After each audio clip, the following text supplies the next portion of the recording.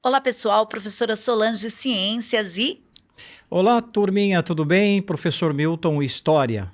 nós estamos aqui para dar uma dica cultural para as férias muito bacana.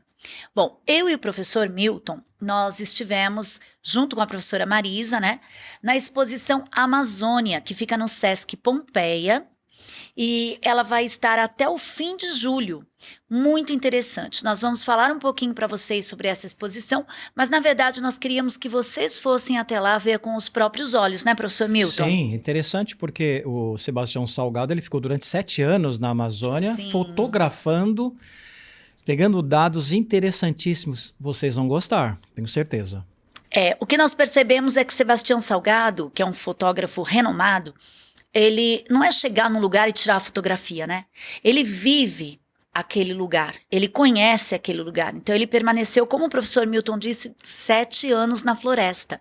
E ele traz, através das fotografias, informações muito importantes para nós.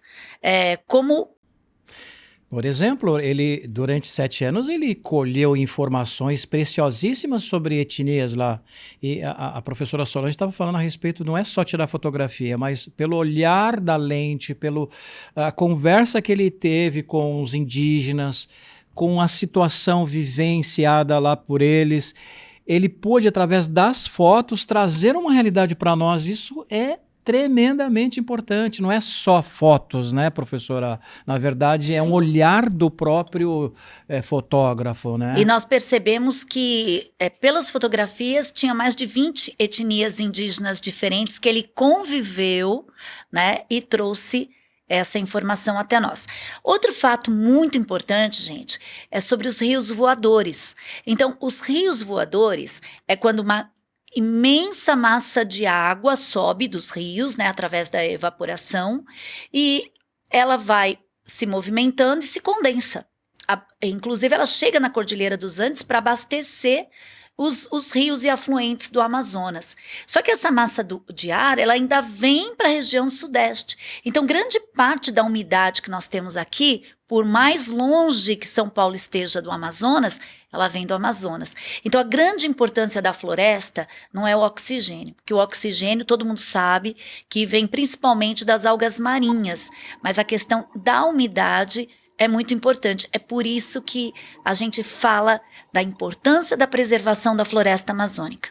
Interessante, né, que falar da floresta amazônica é uma coisa, estar lá é outra.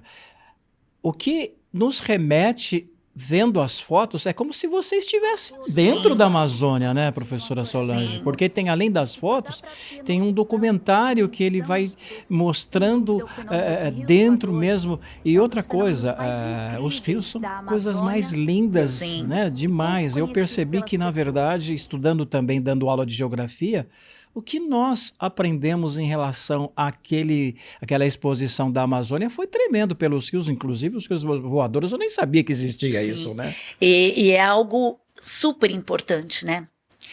Bom, uma outra curiosidade é que as fotografias do Sebastião Salgado, elas são todas em branco e preto.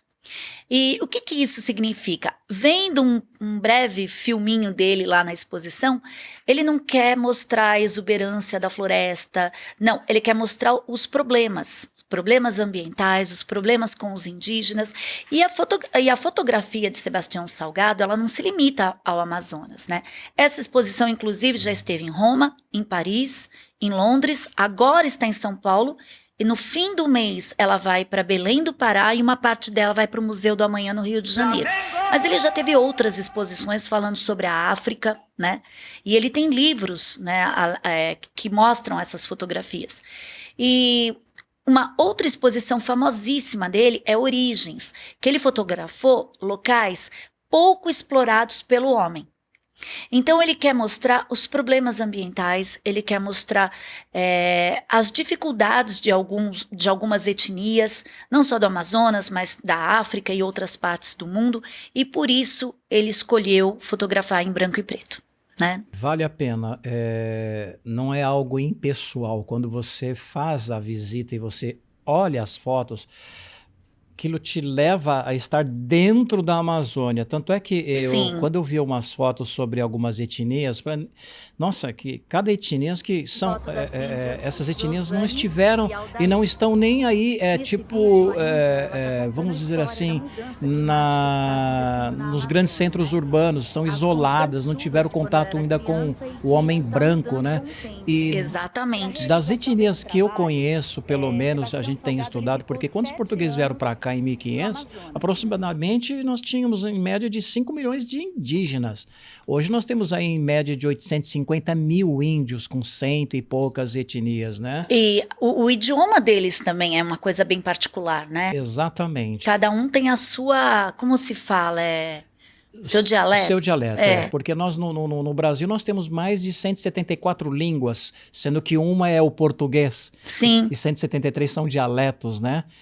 E duas tribos que realmente eu fiquei assim fascinado pela a beleza das fotos, a tribo Xingu, que é do Mato Grosso, né? E os Yanomamis, que parte da Amazônia, na Venezuela. Eu ainda vou fazer assim um pequeno documentário sobre essas duas tribos. Me aguarde aí. E eu achei curioso que para ele fotografar algumas coisas, né, da região dos Yanomamis, ele levou 15 dias para escalar o Pico da Neblina para tirar fotos de cima.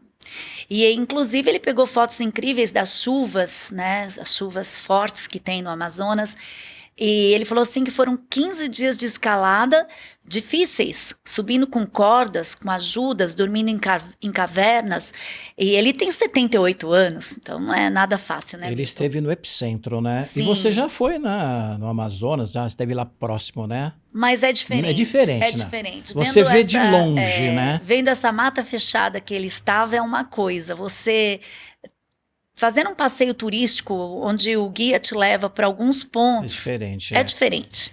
E o que mais me impressionou essa questão, ele mostra uma figura do que já foi devastado na Amazônia. Sim. Que coisa terrível, triste demais.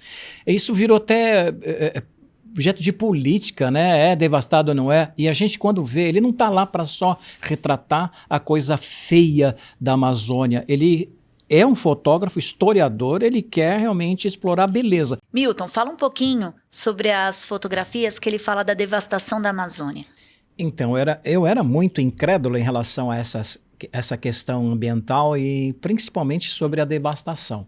Mas quando ele traz fotos do que já foi devastado na Amazônia, é impressionante. Isso desde 1500, né, que se tem pelo menos notícia até hoje. E realmente é tenebroso. E o que será a Amazônia daqui mais 100 anos? Bom, é interessante que o Sebastião Salgado, ele é economista de formação. É interessante isso. E a esposa dele, Lélia, ela trabalha com ele participando da curadoria, né, das exposições e também na elaboração dos livros, que são maravilhosos. Então é um trabalho em parceria. Ele é mineiro, né, e ele já viajou para 100 países fotografando. Então é um trabalho, é uma missão. E última coisa assim que eu queria comentar com vocês, que é o ambiente da exposição do Sesc Pompeia. Quando você entra, tem um som bem suave da mata, de floresta. Pássaros cantando, né? Sim, é gostoso, né? Nossa, parece que você está dentro da mata. Fantástico. E não tem muita iluminação, isso te remete mesmo a estar dentro da mata, isso que é importante. Vocês vão gostar, olha, eu super indico vocês irem, aproveitando até dia... Vai até o final de julho, até o dia 30. E depois a exposição vai para Belém e uma parte menor vai para o Museu do Amanhã. Eu vou falar do laguinho. Gente, lá dentro tem um laguinho e eu, assim, fiquei encantada, né? E eu fui tirando foto e andando para trás. Adivinha? Eu caí no lago. Ainda bem que o lago não tem tantos metros de profundidade. E daí eu fiquei assim a tarde inteira até chegar em casa. Eu não estava lá, viu, pessoal? Não, mas quem estava, a Marisa, disse que deve ter dado risada. Segurança, segurou para não rir, mas eu percebi. Mas olha, gente, super vale a pena. E não só a exposição de Sebastião Salgado no Sesc Pompeia. Ainda nós temos a do Portinari para Todos, que vai até o dia 10 de julho. Tem o Van Gogh. Ele está no MIS, no MIS que fica na Barra Funda, que tem 2 MIS, né? Um no Jardim Europa e o outro na Barra Funda. É o MIS Experience que ele está.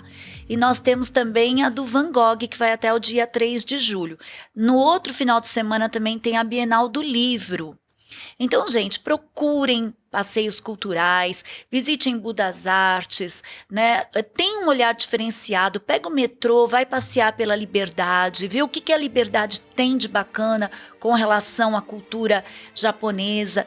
Então, vamos ter um olhar cultural para qualquer lugar que vocês forem nessas férias. Escolha um bom livro para ler, não fica só no celular, e essa é a minha dica e a minha dica, né, falar de celular, não fique tanto no celular, mas aproveite o celular quando você for fazer algumas visitas aí, tire fotos, porque através das fotos você tem um olhar diferenciado e você vai contar uma história, né? E a gente quer saber depois no seu retorno das aulas. Nós aprendemos que fotografia é arte. Com certeza. Né? Fotografia é arte. Com certeza, é isso aí.